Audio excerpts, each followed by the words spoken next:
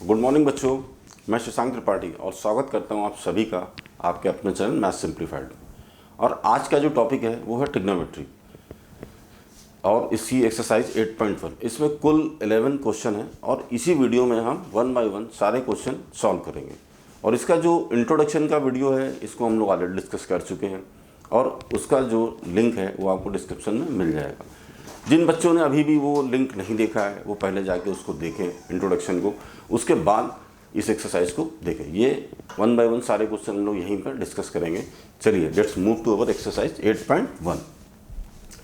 तो 8.1 में पहला क्वेश्चन है हमारा, in triangle ABC right angle at B। एक ट्रायंगल है ABC जो राइट एंगल है यानी B 90 डिग्री, ये हमारा 90 डिग्री राइट एंगल है। इसमें आपको दो लेंथ दे रखी हैं, AB 24 सेंटीमीटर, BC 7। अब आपको डिटरमाइन करना है sine A cos A sine C cos C। ठीक है, तो मैंने जो इंट्रोडक्शन में जो ट्रिग्नोमेट्रिक रेशियो पढ़ने के लिए फार्मूला दिया था, फार्मूला का यहाँ ट्रिक थी, उसको मैं एक बार यहाँ लिख दिया मैंने, PBPHHB, पंडित बद्री प्रसाद हर हर बोले। इससे क्या होगा कि आपको जो रेशियो है वो याद करने की ये ट्रिक है। ट्रिग्नोमेट्री में जो रेशियो है साइन थीटा कॉस थीटा, इनके रेश क्या होते हैं ये, कि जिसमें साइन थीटा आपका होगा तो ये होगा, कॉस थीटा होगा तो ये होगा, और टेन थीटा होगा तो ये होगा, और बाकी इसकी जो रेशियो है वो इसके अपोजिट हो जाएंगे।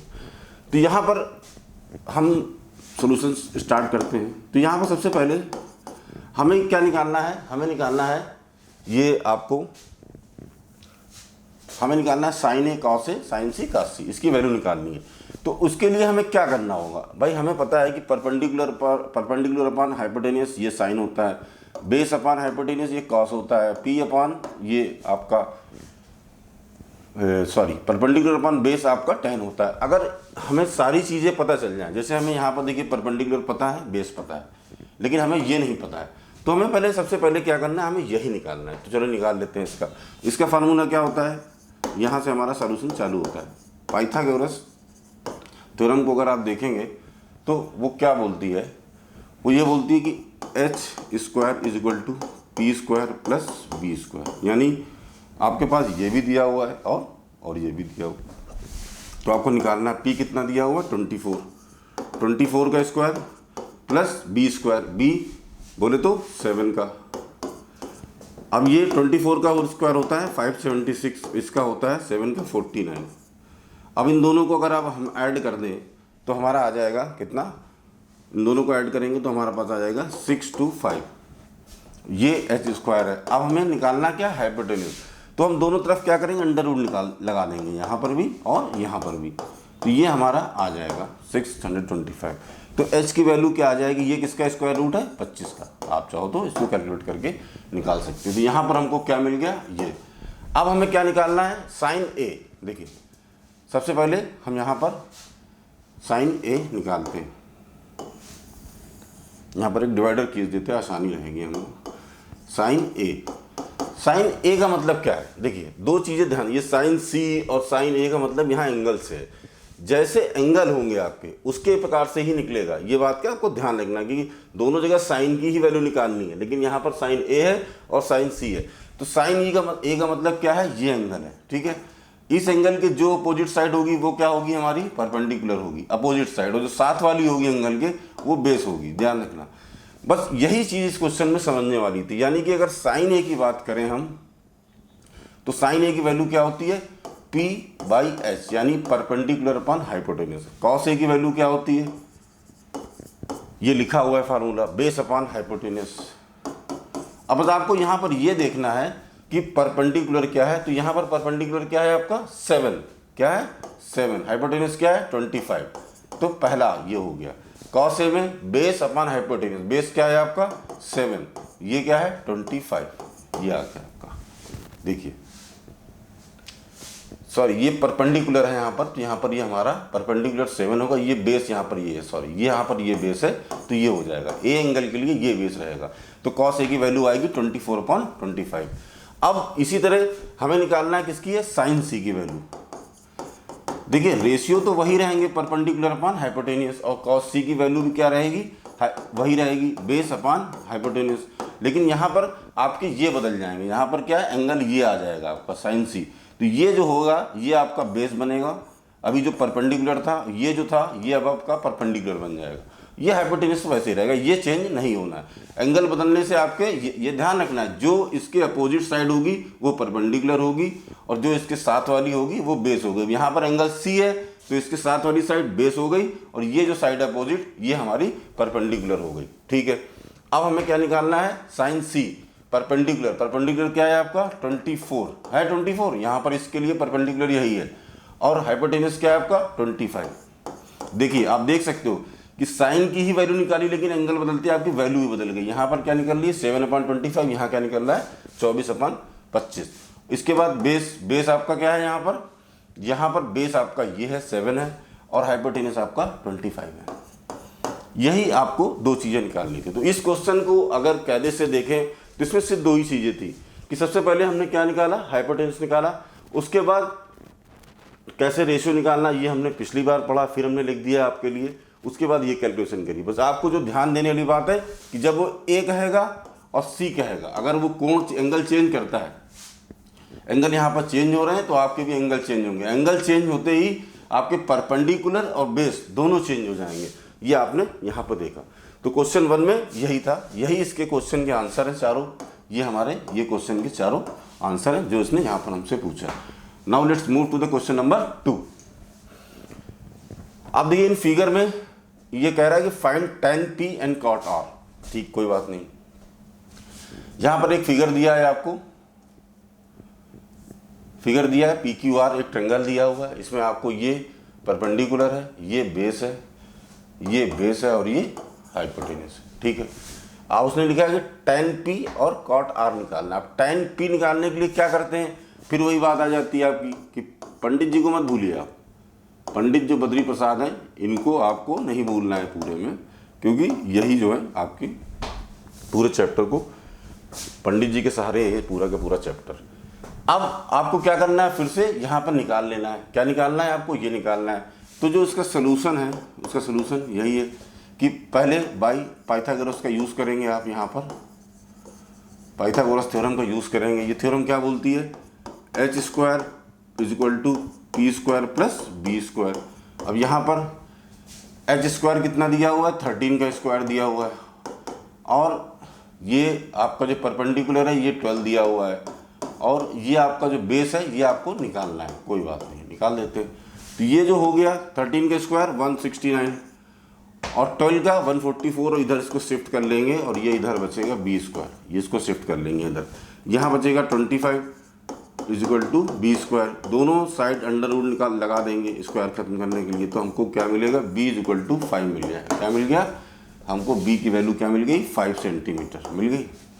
जैसे हमें b की वैल्यू मिल गई, अब हमें क्या निकालना है, tan P और cot R। दो चीज़ों को मैं बार बार ध्यान कर, P जब बोलेगा तो आपको याद रखना है कि परपेंडिकुलर और आपके जो ये हैं ये बदलेंगे और कुछ नहीं होगा। तो tan की वैल्यू क्या होती है, tan की जो वैल्यू होती है वो होती है P/B, यानी परपेंडिकुलर अपॉन बेस। अब tan P के लिए tan P करेंगे तो यहाँ से आएंगे, यानी इसकी अपोजिट साइड ये क्या होगी, परपेंडिकुलर होगी। तो यहाँ पर क्या है, अब हम यहाँ से वैल्यू निकालते हैं tan P की। tan P का ये परपेंडिकुलर होगा और ये हमारा बेस हो जाएगा इसका। तो ये क्या हो जाएगी 5/12 आ गई। ठीक है, अब हमें क्या निकालना है, cot R निकालना है। cot की वैल्यू क्या होती है, बेसिकली जस्ट इसका अपोजिट। क्या, अगर tan की वैल्यू परपेंडिकुलर अपॉन बेस होती है तो cot की वैल्यू क्या होगी, base upon perpendicular. cot R की वैल्यू क्या होगी, बेस अपॉन परपेंडिकुलर। अब बेस क्या होगा, परपेंडिकुलर क्या होगा। जब एंगल R होगा तो ये हमारा बेस ही रहेगा और ये हमारा परपेंडिकुलर हो जाएगा। तो इसकी वैल्यू क्या आ जाएगी, 5/12। देखिए बेस क्या रहा, R। सिंपल सी बात है, एंगल की अपोजिट वाली साइड परपेंडिकुलर होगी और इसके जो साथ वाली वो बेस हो जाएगी। तो यहाँ पर बेस क्या है हमारा 5 सेंटीमीटर और परपेंडिकुलर क्या है आपका 12 है। ये हमने यहाँ पर निकाल लिया। ठीक है, अब वो क्या कर रहा है निकालने के लिए कि tan P minus cot R। तो ये क्या होगा 5 - 5/12 - 5/12 = 0, क्योंकि ये माइनस माइनस कैंसिल हो जाएगा। तो यही, वही चीज़ इसमें भी है कि जब वो एंगल की बात करेगा आपको उसका ध्यान देना, ये नहीं कि आपने जिस इसके लिए जो बेस माना उसके लिए भी यही बेस अगर आपने रख लिया तो आपका आंसर गलत हो जाएगा। तो बी अवेयर, जब वो क्वेश्चन को ध्यान से पढ़ना है। ध्यान से पढ़ने का मतलब यही है कि आपको ये देखना है कि वो पूछ क्या रहा है, नहीं तो जल्दी में आपने इसके लिए भी वही किया, इसको पलट दिया तो वो जीरो नहीं आएगा, आपका आंसर गलत हो जाएगा। नाउ अब अगले क्वेश्चन के लिए अगले पेज पे चलते हैं। अब देखिए ये कह रहा है if sine A is equal to 3/4 calculate cos A and tan A. Question number 3, solution start here. बात वही है कि साइन यहाँ पर जो गिवन है, आपको क्या गिवन है कि sine A is equal to 3/4, ठीक है। तो साइन ए क्या होता है हमारा, साइन ए पिछले क्वेश्चन में हमने पढ़ा था क्या होता है, साइन की वैल्यू क्या होती है, परपेंडिकुलर अपॉन हाइपोटेनियस। तो ये क्या हो जाएगा p/h, यानी p की वैल्यू क्या है आपकी 3 है और h की वैल्यू क्या है 4 है। अब हमें क्या निकालना है, कॉस निकालना है। तो कॉस की क्या होती है, फिर से देख लीजिए, कॉस की होती है बेस अपॉन हाइपोटेनियस, ठीक है, और tan की होती है परपेंडिकुलर अपॉन बेस। तो यहाँ पर आपको सबसे पहले क्या होगा कि अगर तीनों चीज़ें आपको पता हो, आपको बेस नहीं पता है, अगर आपको बेस पता चल जाए तो आप सारे ट्रिग्नोमेट्रिक रेशियो निकाल लेंगे। तो यहाँ पर हमारी जो प्राइमरी एक्सरसाइज होगी वो क्या होगी, बेस को फाइंड आउट करना है। तो सबसे पहले हम बेस को फाइंड आउट करेंगे, वही पाइथागोरस थ्योरम क्या बोलती है हमारी कि h² is equal to p² plus b², यानी हाइपोटेनियस का स्क्वायर होगा वो बेस और परपेंडिकुलर के इसके सम के बराबर होगा, ठीक है। अब यहाँ पर हाइपोटेनियस क्या है 4 है, 4 का स्क्वायर, ये क्या है 3 है, प्लस बेस हमें नहीं पता है, कोई बात नहीं। इसको हम 4 का स्क्वायर 16, ये 3 का स्क्वायर 9, इधर ले आएंगे माइनस में हो जाएगा, ये कितना हो जाएगा हमारा 16 में 9 जाएगा तो कितना बचेगा 7 बचेगा, 7 इज इक्वल टू b²। दोनों तरफ अंडर रूट लगाएंगे तो b की वैल्यू क्या आ जाएगी आपकी √7, b की वैल्यू क्या आएगी √7, यानी आपको b की वैल्यू मिल चुकी है, ठीक है। b की वैल्यू आपको यहाँ पे मिल गई √7। अब आपको क्या निकालना है कॉस ए। तो कॉस ए क्या होता है बेस अपॉन हाइपोटेनियस। बेस क्या निकला है आपका √7, यानी कि √7 अपॉन हाइपोटेनियस कितना था आपका 4, यानी कि इसकी वैल्यू क्या होगी ये हो जाएगी √7/4। यहाँ पर ये इसी तरह tan की निकालेंगे। तो tan की क्या होती है, tan ए की वैल्यू परपेंडिकुलर अपॉन बेस, यानी कि परपेंडिकुलर 3 था और बेस आपका ये, तो यहाँ पर ये वैल्यू आपकी निकल, यही आपके आंसर है, यही वो आपसे पूछ रहा है। ये दो चीज़ें आपको यहाँ पर निकालनी है। इसमें कोई भी एंगल का चक्कर नहीं था, सीधे सीधे हमने पाइथागोरस का यूज़ किया और हमने यह किया। अब क्वेश्चन नंबर 4 की तरफ आते हैं। सारे के सारे क्वेश्चन बहुत ही आसान है, आपको इजी है, बहुत इजी है। अब बस आपको 2-3 चीज़ें आपको पता होनी चाहिए। एक तो ट्रिग्नोमेट्रिक रेशियो पता होनी चाहिए आपको पूरे सही से कि क्या रेशियो है क्या, तो वो अगर आपको याद है उसके लिए मैंने आपको बहुत ही शॉर्टकट फार्मूला बता दिया है, आप कभी नहीं भूलेंगे। अगर उसको आपने एक बार ढंग से समझ लिया तो आपको ये चीज़ें कभी लाइफ में याद करने की ज़रूरत नहीं पड़ेगी, बस उतना ही पर्याप्त है आपका। यहाँ पर क्या बोलता है वो कि 15 cot A is equal to 8। तो cot A ये 15 मल्टीप्लाई में था, इसको हम इधर ले गए तो ये क्या हो जाएगा ये। अब cot A की क्या वैल्यू होती है बेस अपॉन परपेंडिकुलर, यही होता है cot का रेशियो, यानी यहाँ पर आपको ये मिल गया परपेंडिकुलर, तो बेस आपको मिल गया। अब आपको क्या निकालना है, केवल हाइपोटेनस निकालना है। हाइपोटेनस निकालते ही आप ये चीज़ें फाइंड आउट कर लेंगे। तो कुल मिला के इस एक्सरसाइज में 3 ही 4 चीज़ें हैं जो आपको करना है। एक एंगल वाला ध्यान रखना है, बाकी जगह आपको सारी की सारी पाइथागोरस का यूज़ करके एक्सरसाइज को सॉल्व करना है। चलिए इसको आगे सॉल्व करते हैं। तो यहाँ पर फार्मूला वही बाई पाइथागोरस थ्योरम लिख देंगे आप, वहाँ पर लिखिए ज़रूर वहाँ पर, क्योंकि एग्जामिनर को नहीं पता है कि ये पाइथागोरस थ्योरम, आप बताएंगे जब ही पता चलेगा। इसलिए लिखिए कि यूजिंग बाई पाइथागोरस थ्योरम यहाँ पर क्या होगा h² is equal to p² plus b²। अब h कितना है आपका, h आपको नहीं पता है कोई बात नहीं, h² यहाँ पर ऐसे ही रहेगा। ये p का स्क्वायर कितना है, p है आपका 15, यानी कि 15 का स्क्वायर, और बेस कितना है आपका 8 का स्क्वायर। तो अगर इन दोनों को हम सॉल्व करें तो h² तो हमारा एज इट इज़ रहेगा, 15 का स्क्वायर होता है 225 और इसका होता है 64। इन दोनों को ऐड करेंगे तो कितना होगा, 60 20 80 289। अब इन दोनों पर हम लगाएंगे अंडर स्क्वायर रूट ताकि हमें वैल्यू इसकी निकले। अब ये जो है ये 17 का वो होता है। देखिए कुछ चीज़ें आपको करनी पड़ेंगी पता, जैसे कि कम से कम आपको 25 तक स्क्वायर रूट याद होने चाहिए हमेशा, क्योंकि हर चीज़ को आप कैलकुलेट करने जाओगे तो आपको थोड़ा टाइम लगेगा। स्क्वायर रूट की वैल्यू आपको याद होनी चाहिए। निकालने के मैंने एक शॉर्ट ट्रिक का एक वीडियो अलग से बनाया है, कैसे कि अंडर 100 तक की जितनी भी वैल्यू है उनका स्क्वायर रूट कैसे निकाला जाता है। बहुत ही आसान तरीका है, वो मैंने आपको पहले ही एक वीडियो बनाया है, वो भी सब आपको यहाँ पर चैनल पर जाएंगे आपको सारी चीज़ें मिल जाएंगी।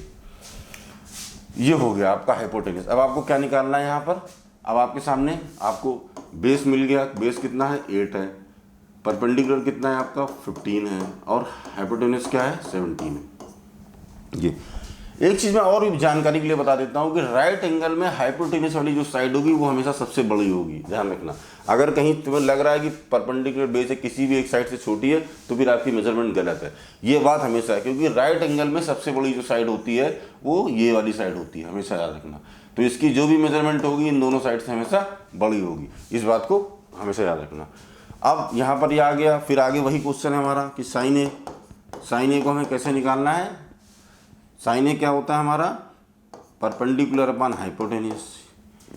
परपेंडिकुलर कितना है आपका 15 है, ये कितना निकाला आपने 17। एक आंसर आपका यहाँ आ गया। सेक ए क्या होता है, सेक ए कॉस ए का उल्टा होता है, हमेशा याद रखें। कॉस का क्या होता है बेस अपॉन हाइपोटेन्यूज, तो ये क्या हो जाएगा हाइपोटेन्यूज अपॉन बेस। तो यहाँ पर इसको भी ये कितना है 17 और बेस कितना है आपका 8। तो ये आपकी दो आंसर होगा। यहाँ पर हमने दोनों की वैल्यू यहाँ पर निकाल ली। चलते हैं अगले क्वेश्चन की तरफ। Question number 5, given sec theta is equal to 13/12 calculate all other trigonometric ratio. बहुत सिंपल है, अगर सारे ट्रिग्नोमेट्रिक रेशियो निकालने हैं फिर वही बात आ जाती है, पंडित जी फिर आ जाते हैं कि पंडित बद्री प्रसाद हर हर बोले। सारे यही रेशियो हैं, आपको यही पता होने चाहिए, ये पता है तो आप कर पाएंगे। इसके लिए क्या करेंगे, solution sec theta is equal to 13/12। Sec cos का अपोजिट होता है, ये sine cos tan cosec sec cot, इस तरह से अपोजिट चलते हैं।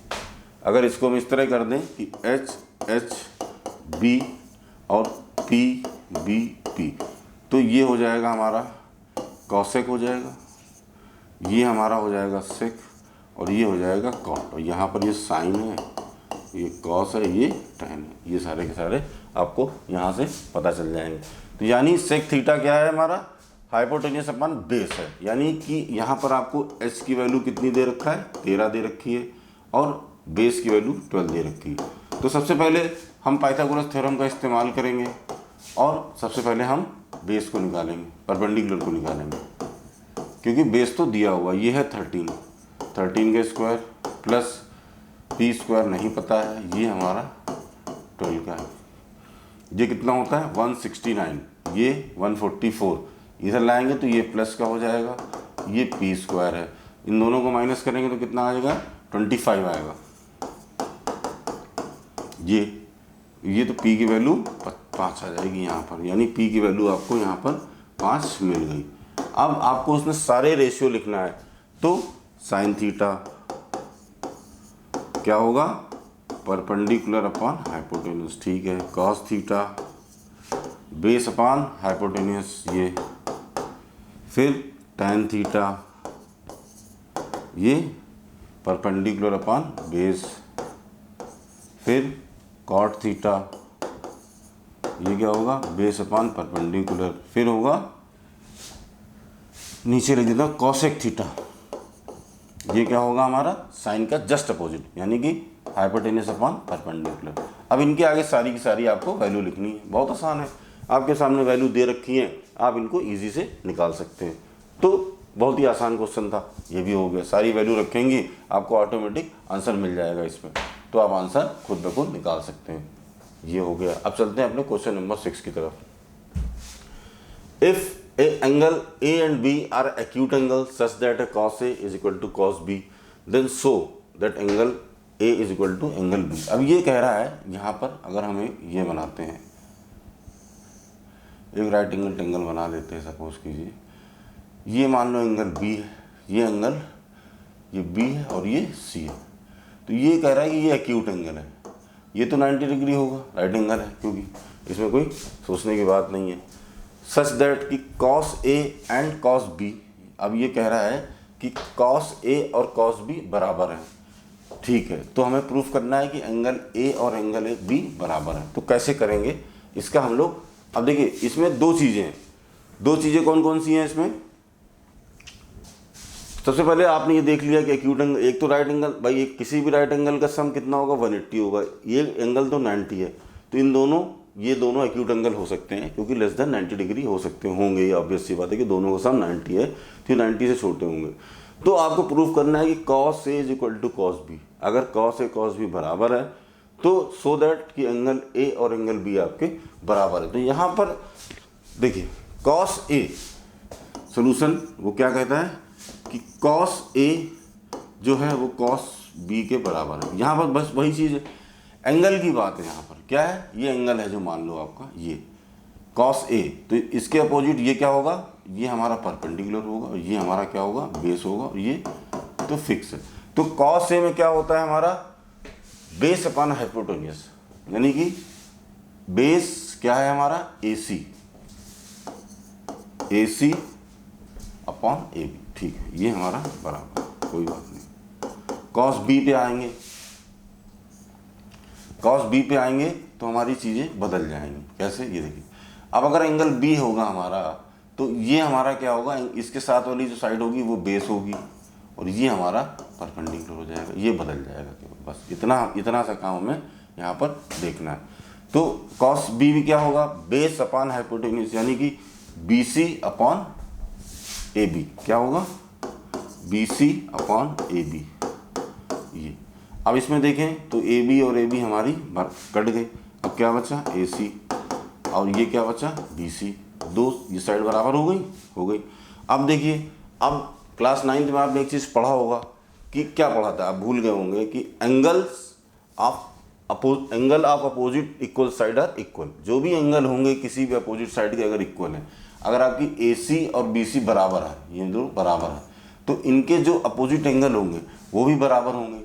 इसका मतलब कि हमारा एंगल ए और जो अपोजिट एंगल कौन से होंगे, यही होंगे, इसका A और B, तो ये एंगल हमारे बराबर होंगे। वहाँ पर आप बाकायदा लिखेंगे, जो हमने अभी बोला है वो वहाँ पर आपको एक स्टेटमेंट देना पड़ेगा कि angle of opposite sides are, जो भी angle of opposite sides are equal as per, ये करके स्टेटमेंट देके क्वेश्चन खत्म हो जाएगा और यही आपका सॉल्यूशन होगा।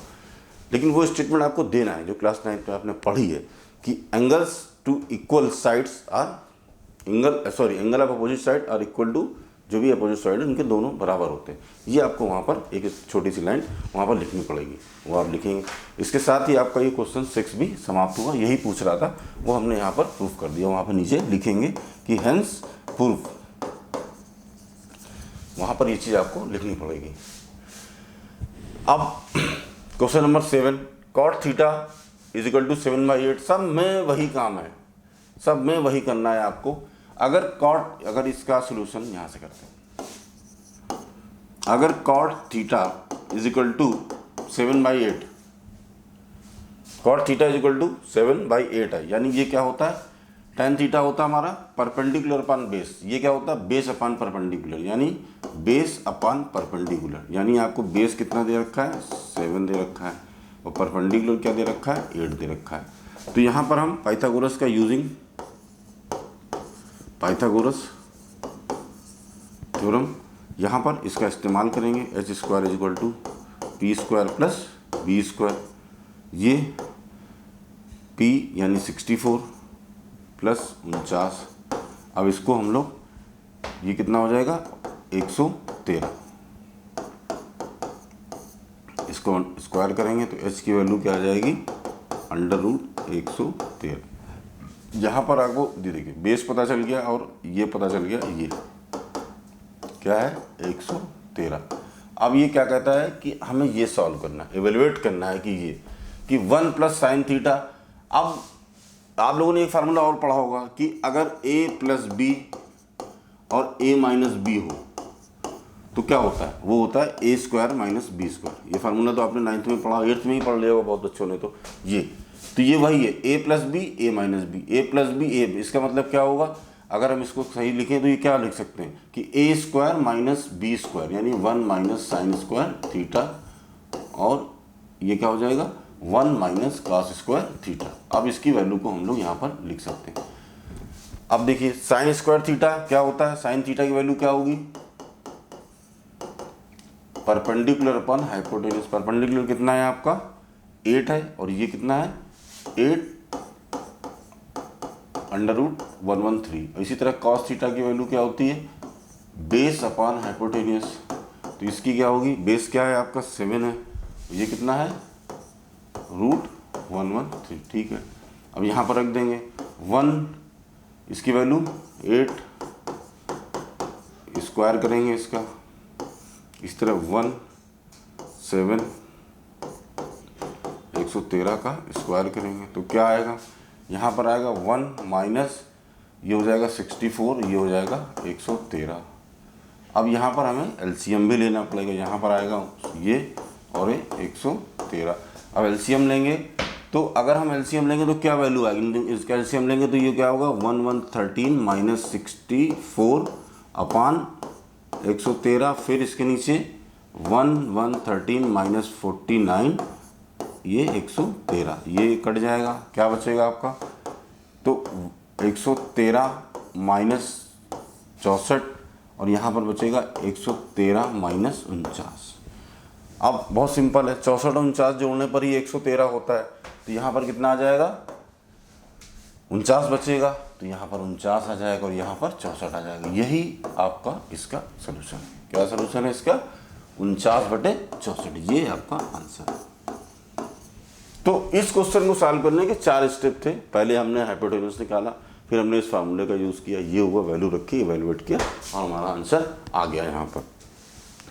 अब हम चलते हैं अपने क्वेश्चन नंबर 8 की तरफ। इसका सेकंड पार्ट भी यही था कि कॉट स्क्वायर थीटा की वैल्यू निकालनी है आपको। इसमें कॉट स्क्वायर थीटा के लिए क्या होता है, कॉट थीटा क्या होता है हमेशा, ये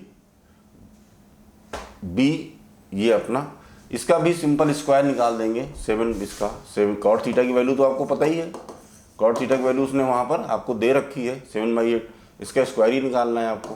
तो इसका स्क्वायर अगर आप करोगे तो क्या होगा 49 और 64, यही इसका आंसर होगा। तो ये तो बहुत ही आसान था। Now let's move to the next question, question number ये। अब यहाँ पर आपको बताना है कि अगर इन्होंने एक इक्वेशन दी है कि 3 cot A = 4, check whether this equal to this or not.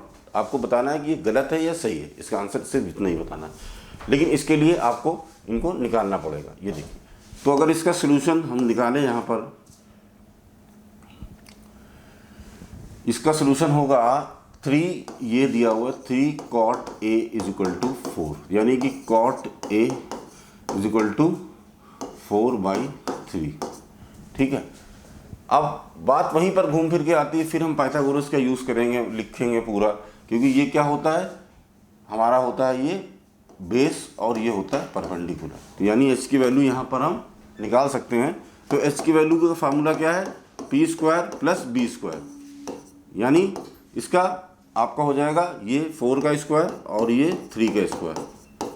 तो ये कितना हो जाएगा 16 + 9 यानी कि 25, यानी कि जो हाइपोटेन्यूज है इधर अंडर रूट निकालेंगे तो ये कितना आ जाएगा, h की वैल्यू हमारी 5 आ गई।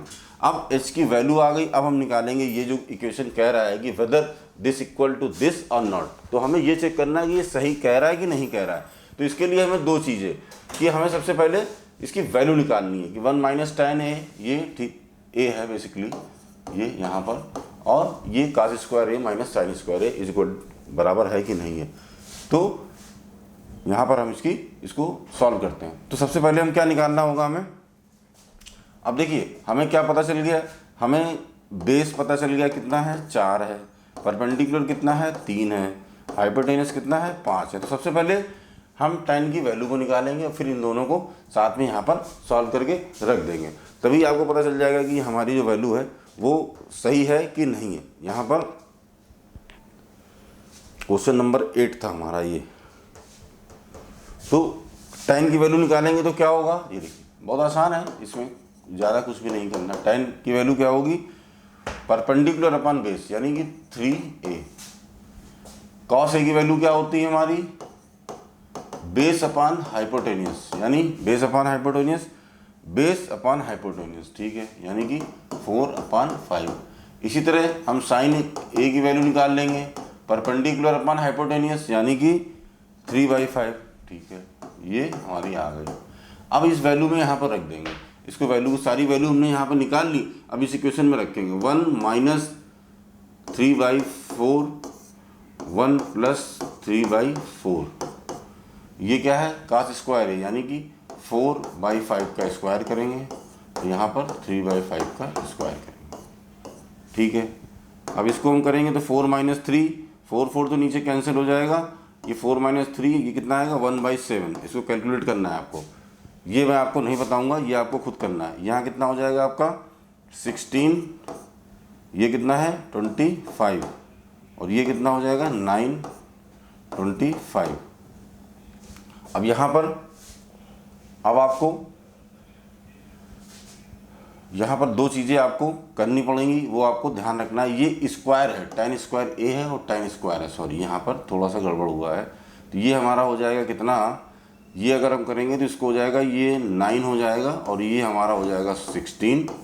तो यहाँ पर आ जाएगा हमारा ये 16 + 9 25 हो जाएगा, और ये हमारा हो जाएगा 16 - 9 7, क्या हो जाएगा 7। तो ये हमारा इधर का हो जाएगा 7/25, और इसको भी अगर एलसीएम लेंगे तो 16 ये 7/25, यानी कि ये जो है हमारा बराबर है, क्या है, तो आप यहाँ पर लिखोगे यस, इसका आंसर क्या है यस, ये बराबर है। यहाँ पर एक कैलकुलेशन एरर थी, मैंने इसको करेक्ट करके सही कर दिया। ये tan स्क्वायर a था बेसिकली, और ये tan स्क्वायर दोनों था, तो दोनों को मैंने स्क्वायर कर दिया, तो यहाँ पर ये आपका ये 9/16 हो गया। यहाँ क्वेश्चन नंबर 9 पे चलते हैं।